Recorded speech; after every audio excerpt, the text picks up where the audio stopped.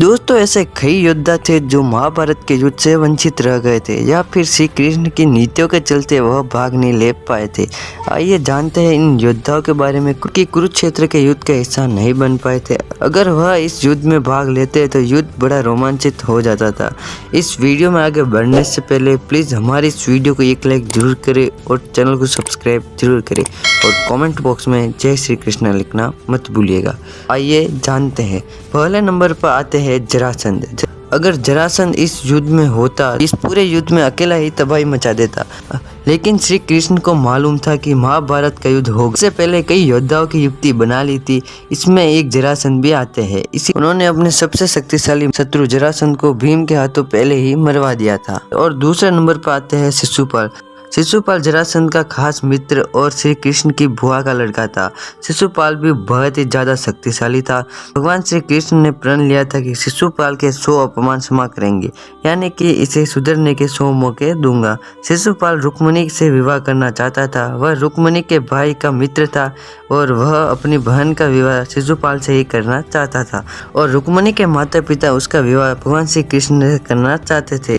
लेकिन रुक्मिणी ने शिशुपाल के साथ विवाह तय करके तैयारी भी शुरू कर दी थी। अब श्री कृष्ण रुक्मिणी का हरण कर ले आए थे, तभी से शिशुपाल श्री कृष्ण का शत्रु बन बैठा था। श्री कृष्ण ने उसका 100 अपराध के बाद शिशुपाल का वध कर दिया था। तीसरे नंबर पर आते हैं एकलव्य। महाभारत काल के प्रयाग के करवरी प्रदेश में संगवेरपुर निषाद राज का था। अब गंगा के तट पर उपस्थित संगवेरपुर उसकी सुदृढ़ राजधानी थी।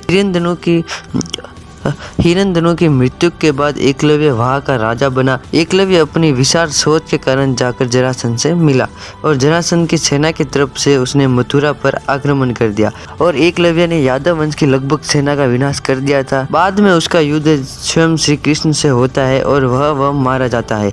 चौथे नंबर पर आते हैं बलराम। भगवान श्री कृष्ण के बड़े भाई बलराम ने श्री कृष्ण को कई बार समझाया कि हमें इस युद्ध में शामिल नहीं होना है, क्योंकि दुर्योधन और अर्जुन दोनों ही हमारे मित्र हैं। ऐसे में हम इस युद्ध में नहीं लड़ते हैं। बलराम जी और दुर्योधन के शिविर में जाकर कहते हैं कि जिसके पक्ष में श्री कृष्ण हो उसके विपक्ष में मैं कैसे जाऊं। और दुर्योधन दोनों ने ही मुझसे गदा सीखी थी, दोनों ही मेरे शिष्य थे, दोनों पर एक जैसा स्नेह है। इन दोनों को लड़ता देख मुझे अच्छा नहीं लगता है, इसलिए मैं तीर्थ यात्रा पर जा रहा हूँ। नंबर 5 पर है ताल्यवन। पुराणों के अनुसार जरासंध को 18 बार मथुरा पर चढ़ाई की थी, पर 17 बार वह असफल रहा।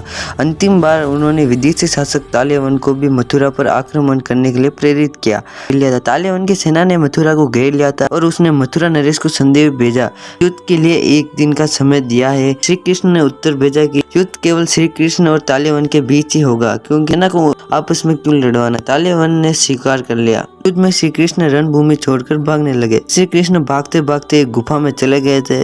वन भी उस गुफा में घुस गया। गुफा में ताल्यवन ने दूसरे मनुष्य को सोते हुए देखा।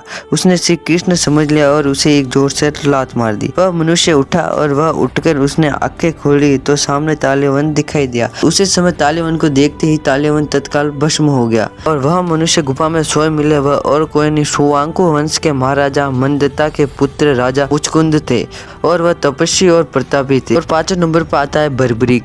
दोस्तों बर्बरीक दुनिया का सबसे सर्वश्रेष्ठ धनुर्धर था। बर्बरीक के लिए केवल 3 बाण ही काफी थे, जिससे वह पांडवों और कौरवों की सेना नष्ट कर सकते थे। इस युद्ध में भीम पुत्र बर्बरीक दोनों पक्षों के बीच पीपल के वृक्ष के नीचे जा खड़ा हुआ और बर्बरीक ने घोषणा कर डाली कि जो भी पक्ष हारेगा मैं उसके पक्ष से ही लड़ूंगा। बर्बरीक ने इस घोषणा से श्री कृष्ण चिंतित हो गए थे।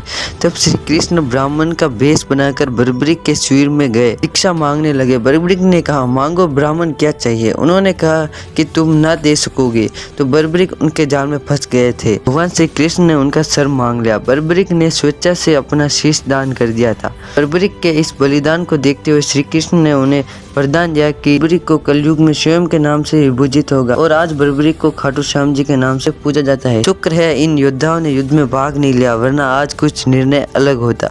तो दोस्तों आपको ये वीडियो कैसा लगा हो तो प्लीज कमेंट बॉक्स में जरूर बताएं और कमेंट बॉक्स में जय श्री कृष्णा जरूर लिखें। तो दोस्तों इस वीडियो को एक लाइक करके हमारे चैनल को सब्सक्राइब जरूर करें। तो दोस्तों मिलते हैं अगले वीडियो में, तब तक के लिए जय हिंद जय भारत।